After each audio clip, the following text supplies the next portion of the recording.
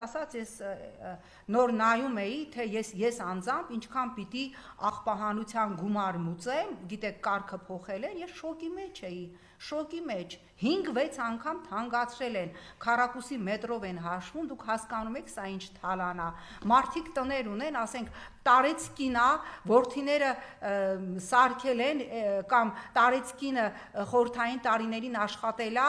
եկել էր ասում էր լավ, ես ինչ անեմ, ոչինչ 40,000 թոշակ է ստանում։ Ինչ ասում, Նիկոլասը գնա մի հատ գյուղի բուդկայում ապրի, ասում է ես ինչի պիտի ամբողջ կյանքում ապրել եմ կենտրոնում, Արաբկիրում, ինչի պիտի ես իմ տունը ծախեմ, քանի որ չեմ կարողանում գույքահարկ վճարեմ, Նիկոլն ասում է չես կարում, տունը ծախի, մենք քպիականներով կգանք ձեր տները կառնենք, դու էլ գնա մի հատ Համզաչիման գյուղում բուդկար 3000 դրամ գույքահարկ վճարի, դուք հասկանում եք սա ինչ թալան է, սա ինչ կատաստրոֆա է, ես գնացի աղբահանության գումարը վճարելու, շշմեցի,